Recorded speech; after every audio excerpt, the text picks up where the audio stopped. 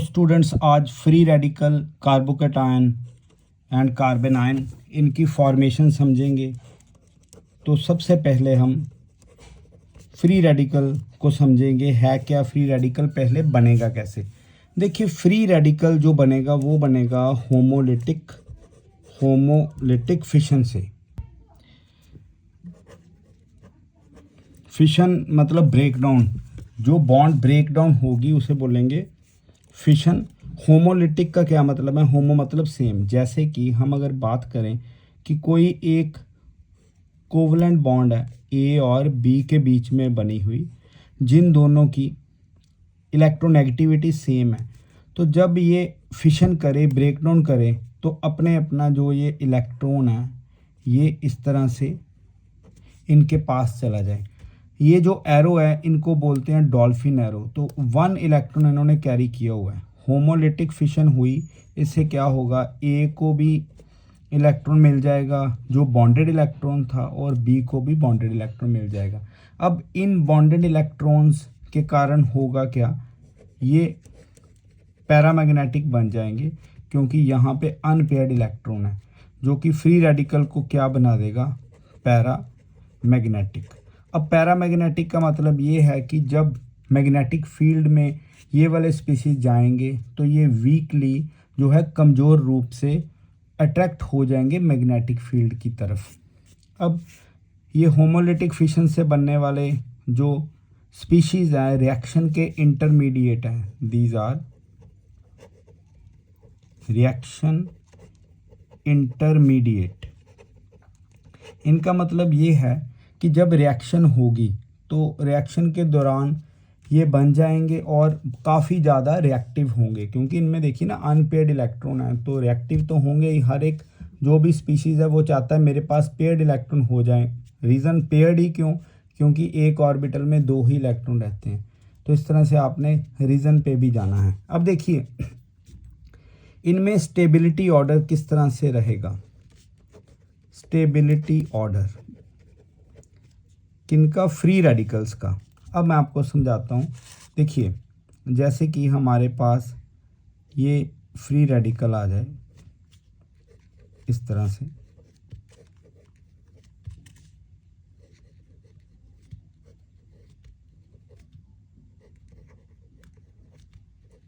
अभी आपको बताएंगे कि इनको किस तरह से आपने क्लासिफाई करना, इनकी क्लासिफिकेशन क्या है। अब समझिए स्टूडेंट्स, देखिए ये जो कार्बन है, जो जिसके ऊपर हमने अनपेयर्ड इलेक्ट्रॉन लगाया, ये डायरेक्टली एक कार्बन के साथ अटैच्ड है।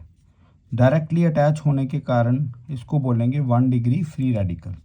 अब ये अनपेयर्ड कार्बन इलेक्ट्रॉन जो है कार्बन के ऊपर है, अनपेयर्ड इलेक्ट्रॉन कार्बन के ऊपर है, तो डायरेक्टली 2 कार्बन से जुड़ा हुआ है, तो ये 2 डिग्री फ्री रेडिकल होगा। इसी तरह से ये वाला जो कार्बन है इसके ऊपर अनपेयर्ड इलेक्ट्रॉन है, ये 3 से जुड़ा, तो ये 3 डिग्री कार्बोकेटायन होगा। मतलब ये फ्री रेडिकल होगा। ये प्राइमरी फ्री रेडिकल, ये सेकेंडरी फ्री रेडिकल, और ये टर्शरी फ्री रेडिकल। अब समझिए इनकी स्टेबिलिटी कैसे आएगी। अगर आपको पता हो कि हमारे पास इलेक्ट्रॉन डोनेटिंग जो इफ़ेक्ट हैं, जैसे इंडक्टिव इफ़ेक्ट हैं, ये सारे अप्लाई करने पड़ेंगे। देखिए अगर इसके पास 1 इलेक्ट्रॉन है तो इसको डबल करने के लिए ये वाला जो कार्बन है इलेक्ट्रॉन इधर डोनेट करेगा। ये ग्रुप एक ही है, ये 2 ग्रुप्स हैं, और इधर इसको स्टेबलाइज करने के लिए, इलेक्ट्रॉन डोनेट करने के लिए 3 ग्रुप्स हैं।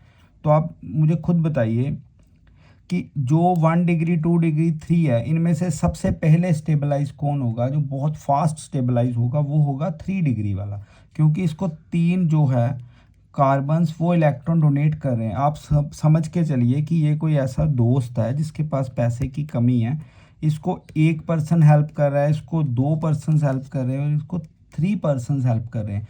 तो इन तीनों में से जल्दी पैसे की कमी किसकी दूर होगी और कौन ज़्यादा स्टेबलाइज होगा, वो ये वाला। तो इस तरह से ये हम दिमाग में रख के चलेंगे कि जो 3 डिग्री वाला फ्री रेडिकल है वो सबसे स्टेबल होगा, उसके बाद 2 डिग्री और ये 1 डिग्री। रीज़न आपने देख लिया है कि जितने numbers of electron donating groups होंगे उतना ही वो स्टेबल उसको जल्दी कर देंगे। अब फ्री रेडिकल के बाद अगर हम देखें इनकी हाइब्रिडाइजेशन, फ्री रेडिकल की हाइब्रिडाइजेशन, मैंने आपको हाइब्रिडाइजेशन सिखाई हुई है lone pair plus bond pair, यहाँ पे भी सेम ही लगेगी। अगर हम बात करें lone pair plus bond pair की तो वो इक्वल टू हाइब्रिडाइजेशन। जैसे अगर हम फ्री रेडिकल की डायग्राम बनाएं तो कुछ इस तरह से आएगी। ये फ्री रेडिकल हो, यहाँ पे एक इलेक्ट्रॉन। आप बहुत अच्छे से समझ के चलिएगा, हमने lone pair plus bond pair बोला है, ठीक है जी, बट ये कोई पेयर नहीं है तो हम इसको कंसिडर नहीं करेंगे हाइब्रिडाइजेशन में। तो ये देखिए, ये और ये यहाँ पे लोन पेयर कौन सा है, 0, कोई भी लोन पेयर नहीं है, बट बॉन्ड पेयर कितने हैं, 3, तो इनकी हाइब्रिडाइजेशन आ जाएगी sp2। इट मीन्स जो फ्री रेडिकल होंगे ये प्लेनर स्ट्रक्चर के होंगे, ट्राइगोनल प्लेनर या ट्रायंगुलर प्लेनर। इस तरह से आपने जो इनकी हाइब्रिडाइजेशन देख ली है। अगर आपने सिग्मा के विद रिस्पेक्ट टू देखनी तो ये भी हो सकता है सिग्मा, 3 सिग्मा है तो भी sp2। तो ये फ्री रेडिकल के बारे में हुआ। हम क्या लिख सकते हैं, इसके जो बुलेट पॉइंट्स है वो कौन कौन से है। पहला पॉइंट, जो फ्री रेडिकल है ये अनपेयर्ड इलेक्ट्रॉन होता है इनमें, अनपेयर्ड इलेक्ट्रॉन। इसमें दूसरा पॉइंट जो आप देखेंगे ये हो गए पैरा मैग्नेटिक नेचर के। थर्ड पॉइंट हम जो इसमें देखेंगे उनका स्टेबिलिटी ऑर्डर देखेंगे, स्टेबिलिटी ऑर्डर 1 डिग्री, 2 डिग्री और 3 degree, increasing order of stability हमने की। जो फोर्थ पॉइंट हमने देखना है, इनकी जो हाइब्रिडाइजेशन है, इनकी जो हाइब्रिडाइजेशन है sp2, इसी वजह से ये कौन सी नेचर के होंगे, प्लेनर होगा इनकी ज्योमेट्री। ओके, ये बने कैसे, फिफ्थ पॉइंट अगर हम देखें ये बने हैं होमोलिटिक फिशन के साथ, होमोलिटिक फिशन के साथ। अब बात करेंगे हम कार्बोकैटायन की, कार्बोकैटायन। देखिए नेम से पता लग रहा है, कार्बो मतलब कार्बन, कार्बन के ऊपर कैटायन मतलब कार्बन के ऊपर कौन सा चार्ज है, पॉजिटिव चार्ज। ये बड़े इंटरेस्टिंग पॉइंट्स है जो हम आपको यहाँ पे बताने लगे। देखिए जी, अगर हमारे पास यहाँ पे करते हैं ए और बी के बीच में कोवेलेंट बॉन्ड है तो ये लेस इलेक्ट्रोनेगेटिव है, ये लेस इलेक्ट्रोनेगेटिव है और ये मोर इलेक्ट्रोनेगेटिव है। अब इलेक्ट्रोनेगेटिविटी के विद रिस्पेक्ट टू देखें तो ये क्या करेगा, ये देखिए 2 बॉन्डेड इलेक्ट्रॉन है तो ये दोनों इलेक्ट्रॉन इसकी तरफ चले जाएंगे, दोनों इलेक्ट्रॉन इसकी तरफ चले गए, ज़्यादा इलेक्ट्रोनेगेटिव है। अब ये देखिए, आप अगर इन दोनों एरोस को कंपेयर करेंगे, यहाँ पे मैंने एक साइड बनाई है, यहाँ पे भी एक साइड बनाई है क्योंकि एक इलेक्ट्रॉन कैरी करना था। This is dolphin arrow. Most of the teachers भी ये चीज़ नहीं बताते हो बच्चों को, ये एरो के बारे में डिस्टिंग्विश पता नहीं रहते। ये डॉल्फिन एरो या फिश एरो है, it carries 1 electron on it. But अगर हम यहाँ पे बात करें, this arrow is called state arrow. देखिए इसने 2 इलेक्ट्रॉन्स कैरी किए हुए हैं इस तरह से, एक इधर एक इधर। अब क्या होगा, ये होगी हेट्रोलिटिक क्लीवेज, हेट्रोलिटिक फिशन या हेट्रोलिटिक क्लीवेज। इसका क्या मतलब है, देखिए इसके इलेक्ट्रॉन, ये वाला इलेक्ट्रॉन भी इसके पास चला गया तो ये बनेगा ए पॉजिटिव प्लस बी। ये देखिए इसका एक इलेक्ट्रॉन पहले यहाँ पे, अब इसका भी ले लिया, यहाँ पे बन गया नेगेटिव। तो यहाँ पे इसको बोलेंगे, आपने ये ए भी कार्बन मान के चलना है, कार्बोकैटायन, और ये बन जाएगा कार्बेनायन। कार्बेनायन मतलब नेगेटिव चार्ज। एक्सप्लेन करेंगे कार्बोकैटायन। देखिए कार्बोकैटायन किस तरह से हमने एक्सप्लेन करना है, इसका स्टेबिलिटी ऑर्डर, इसकी हाइब्रिडाइजेशन, सारा हम करेंगे आज। कार्बोकैटायन,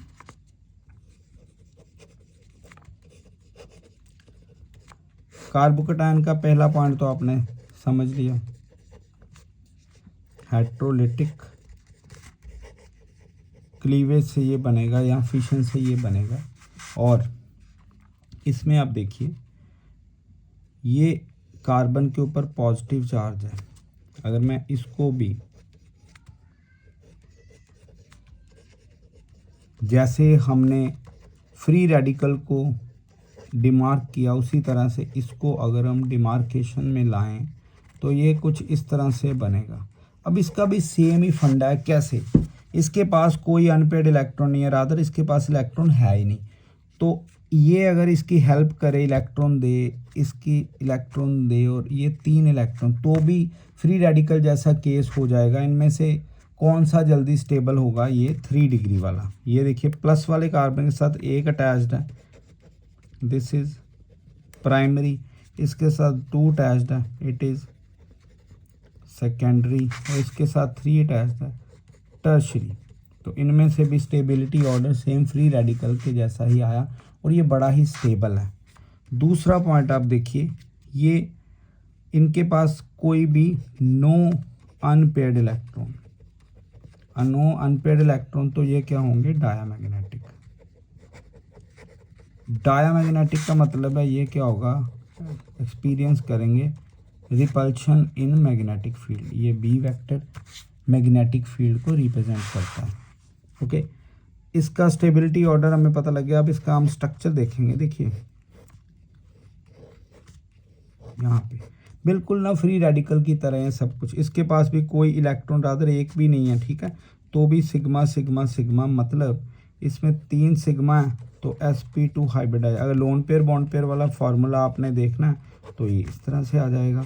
लोन पेयर कोई भी नहीं, 0, बॉन्ड पेयर 3 है, तो हाइब्रिडाइजेशन क्या आ जाएगी? sp2, तो ये भी क्या होगा? प्लेनर नेचर का। तो इस तरह से ये हो गया कार्बोकैटायन का सारा। अब आगे बात कार्बन आयन, अभी हमने देखी थी कार्बन आयन, इसको कार्बोनियम आयन भी बोलते हैं, याद रखिए आप, कार्बोनियम आयन, कार्बोनियम। ये जो नियम लगता है ये पॉजिटिव के जैसे आपको पता होना चाहिए। अमोनियम, अमोनियम मतलब हाइड्रोनियम, हाइड्रोनियम, ये अमोनियम है, NH4 पॉजिटिव। नियम लगता है जो मैंने ये आपको सिखाया, ऑल दो ये कार्बोकैटायन वाला केस है नहीं, नियम वर्ड प्लस के पीछे जैसे प्लस है किसके पास वो लगता है। अब देखिए जी कार्बन आयन, कार्बन आयन किससे बना? अभी हमने पीछे पेज में देखा है, हाइड्रोलिटिक क्लीवेज से। ये भी हाइड्रोलिटिक क्लीवेज से बना। ये देखिए मैं आपको थोड़ा सा बता दूँ, ये देखो जब इलेक्ट्रॉन्स गए तो ये जो ए बना कार्बोकैटायन, ये बना कार्बन आयन, ये बी वाला जहाँ पे ज़्यादा इलेक्ट्रॉन्स गए। अब देखिए दूसरा केस यहाँ पे थोड़ा समझने वाला है। अगर हम बात करें कार्बन आयंस की, तो अगर हम यहाँ पे नेगेटिव लें और इस जगह पे भी हम नेगेटिव लें और इसके भी हम नेगेटिव लेंगे, तो इनमें से स्टेबिलिटी ऑर्डर देखिए 1 2 3, इनकी स्टेबिलिटी इस तरह से रिवर्स हो जाएगी कार्बोकैटायन से और फ्री रेडिकल से, कि जब इसको ये इलेक्ट्रॉन देंगे, ये तो पहले ही बहुत भरा हुआ है, तो जब रिपल्शन होगी उससे एनर्जी ज़्यादा बढ़ जाएगी। रिपल्शन हमेशा स्टेबलाइज नहीं रहने देता कंपाउंड को, उसको डीस्टेबलाइज करता है। तो ये इलेक्ट्रॉन अगर अपने देने भी चाहें तो ये रिपल्शन होगी, रिपल्शन के कारण जो ऑलरेडी इलेक्ट्रॉन प्रेजेंट है ये इनको रिपेल करेंगे, जिससे एनर्जी बढ़ेगी। एनर्जी बढ़ने के साथ साथ डीस्टेबिलिटी आती है, तो यहाँ पे 1 डिग्री जो है ज़्यादा स्टेबल होगा कार्बन आयन। उसके बाद हमने इसमें क्या देखा है, इसमें लोन पेयर प्रेजेंट है। लोन पेयर प्रेजेंट होने के कारण ये क्या रिपल्शन एक्सपीरियंस करेगा। और इसका जो स्ट्रक्चर है वो देखिए आप, देखिए स्ट्रक्चर किस तरह से बनेगा इसका। ये यहाँ पे ये आ गया जी लोन पेयर। लोन पेयर हमारे पास इधर नज़र आ जाएगा, ये जो लगा हुआ है ये इधर शो करेंगे, सिग्मा सिग्मा सिग्मा और ये सिग्मा, 4 सिग्मा है तो sp3। अगर हम lone pair plus bond pair की बात करें तो भी लोन पेयर कितने हैं? 1, बॉन्ड पेयर कितने? 3, तो ये sp3, तो ये टेट्राहेड्रा बनाएगा, टेट्राहेड्रल नेचर का है, टेट्राहेड्रल होगा। डायामैग्नेटिक होगा, ये हमने सारा कुछ यहाँ पे देख लिया। तो इस तरह से ये कार्बोकेटायन, फ्री रेडिकल एंड कार्बेनाइन जो है रिएक्शन इंटरमीडिएट्स आज हमने वीडियो में डिस्कस की है। तो आज की वीडियो यहाँ तक की। आप ये रिएक्शन इंटरमीडिएट्स को जो है वो अच्छी तरह से समझ के, और ये स्टेट एरो क्या है, डॉल्फिन एरो क्या है, ये भी आपने अंडरस्टैंड करना है।